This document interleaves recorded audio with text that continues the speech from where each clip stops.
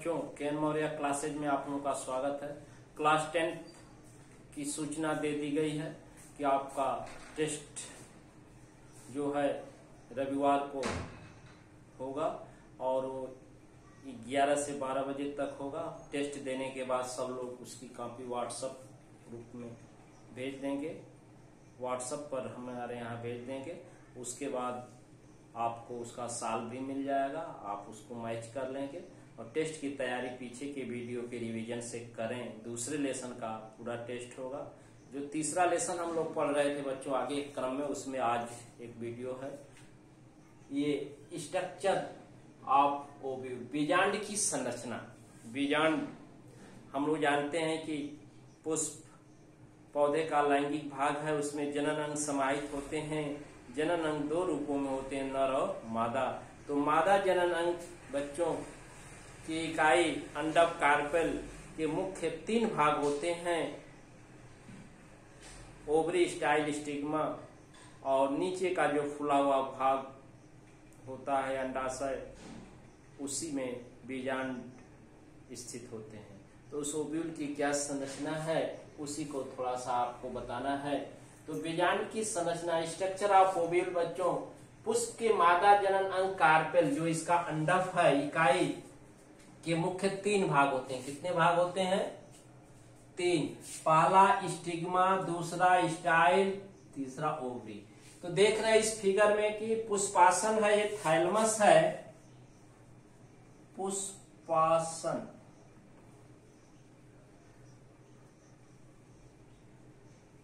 Thalamus, और ये ऊपर फुला हुआ भाग है, इसी को अंडाशय ओवरी कहते हैं। और ये पतला सिलिंड्रिकल भाग वर्तिका है और ऊपर चौड़ा भाग वर्तिकाग्र है।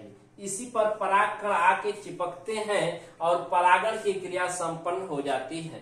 तो बच्चों कार्पेल अंडक के कितने भाग हैं? मुख्य 3 भाग हैं, ओवरी, स्टाइल, स्टिग्मा, अंडाशय, वर्तिका, वर्तिकाग्र। अंडाशय ओवरी, अंडाशय जो है अंडक का निचला लोअर फुला हुआ भाग है। अंडाशय क्या है?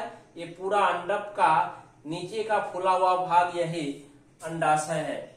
इसमें ओव्यूल, बीजांड प्लेसेंटा से जुड़े रहते हैं। ये बीजांड हैं, यही बच्चों ये प्लेसेंटा से ये जुड़े हैं, इसी को कह रहा है कि ओव्यूल प्लेसेंटा से जुड़े हुए हैं। बीजांड जो है प्लेसेंटा से जुड़े रहते हैं। वर्तिकाग्र स्टिग्मा परागण क्रिया में पराग कणों को ग्रहण करती है, यही स्टिग्मा। वर्तिकाग्र परागण क्रिया जब होता है तो परिभाषा पढ़े कि पराग कणों का वर्तिकाग्र पर पहुंचना ही परागण है। तो वर्तिकाग्र पर बच्चों पहुंचती है और परागण क्रिया में पराग कणों को ग्रहण करती है तथा पराग कण के अंकुरण से नर युग्मक बनते हैं और निषेचन क्रिया संपन्न होती है। जब परागण हो जाता है बच्चों तो पराग कणों का अंकुरण होता है, नर युग्मकों का निर्माण होता है और निषेचन क्रिया संपन्न होती है। और निषेचन के बाद अंडाशय फल में बदल जाता है और बीजांड जो ओव्यूल होता है वो बीज में बदल जाता है।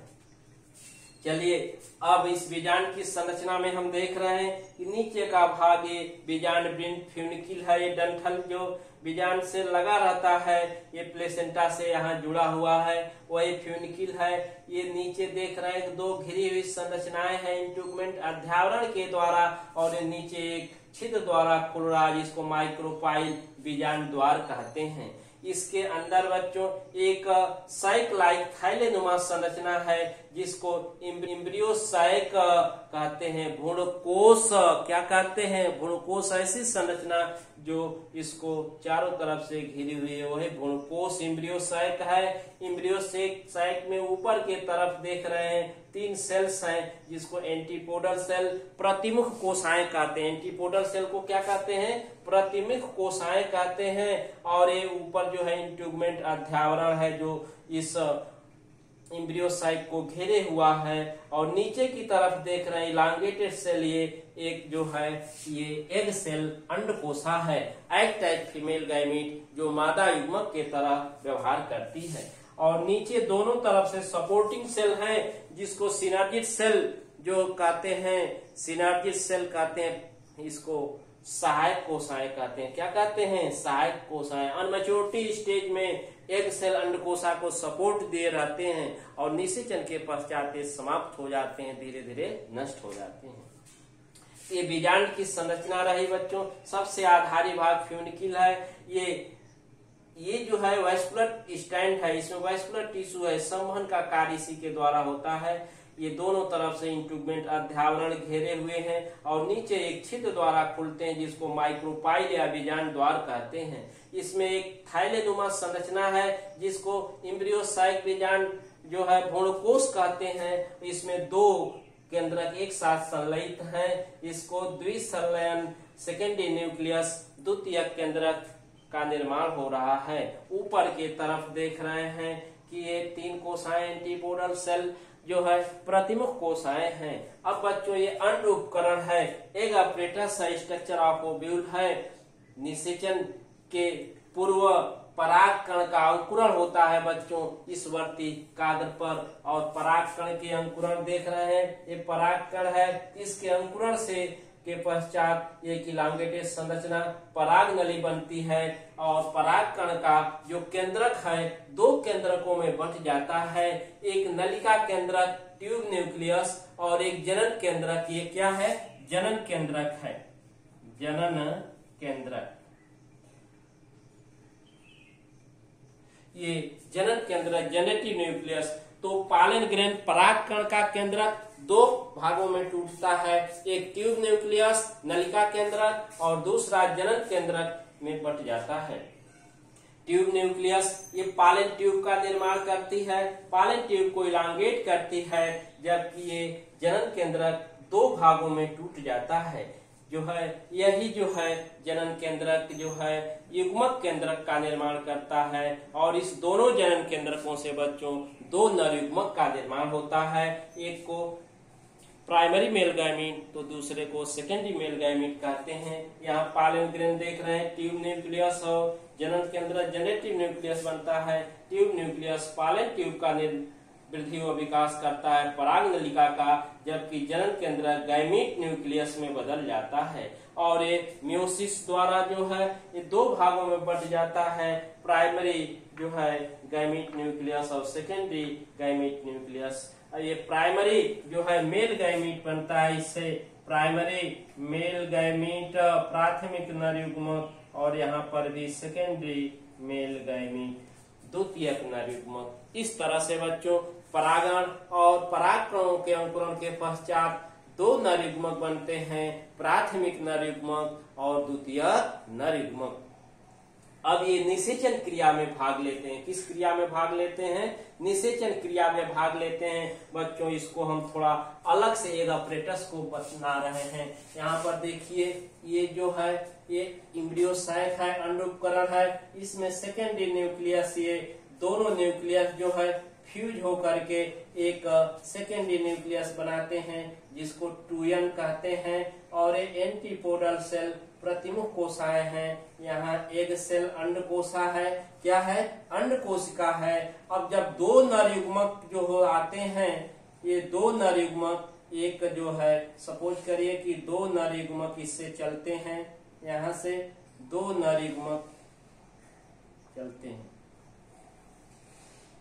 एक primary male gamete egg cell से मिलता है और सेकेंडरी मेल गैमीट 2n से मिलता है। तो यहाँ पर 2n प्लस n ये 3n बन जाता है और egg cell n plus n मिलके 2n जाइगोट का निर्माण हो जाता है और ये इंडोस्पर्म बनता है। तो बच्चों ये निषेचन के समय अंड उपकरण की संरचना है। निषेचन के समय ये अंड उपकरण की संरचना है और यहाँ पर ये क्रियाएं संपन्न होती हैं।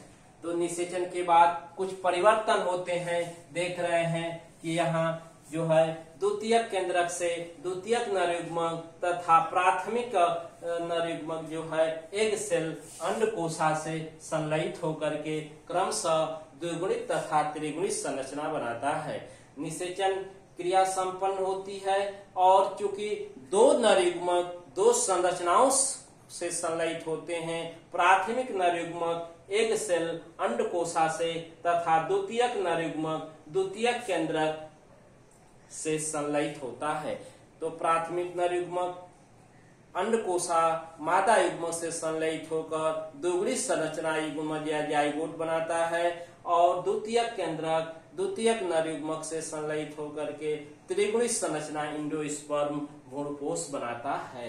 इस तरह से पुष्पीय पौधों में बच्चों डबल फर्टिलाइजेशन द्विनिषेचन की घटना होती है। नवास्किन नामक वैज्ञानिक ने बताया कि डबल फर्टिलाइजेशन फ्लावरिंग प्लांट में होता है क्योंकि दो नरयुग्मक जो है दो संरचनाओं मादा युग्मक तथा द्वितीयक केंद्रक से मिलते हैं, भ्रूण और भ्रूणपोष का निर्माण होता है, जो है जाइगोट से भ्रूण बनता है और भ्रूणपोष इंडोस्पर्म उस एम्ब्रियो भ्रूण के विकास में खर्च होता है। इस तरह से ये निषेचन के बाद जो है बहुत से परिवर्तन होते हैं बच्चों। आगे हम लोग पढ़ेंगे बाह्य दल मुरझा के झड़ जाते हैं, दल मुरझा जाते हैं, वर्तिका मुरझा जाती है, अंडाशय की भित्ति फल भित्ति में बदल जाती है, बीजांड बीज में बदल जाता है और अध्यावरण इंटुगमेंट फल भित्ति में बदल जाता है। There are many changes after fertilisation. तो बच्चों इस वीडियो को पूर्ण रूप से देख लें और जो कमी रहेगी आगे दूर किया जाएगा। इसके बाद आपका टेस्ट होने के बाद अगला क्लास पुनः स्टार्ट होगा। Thank you.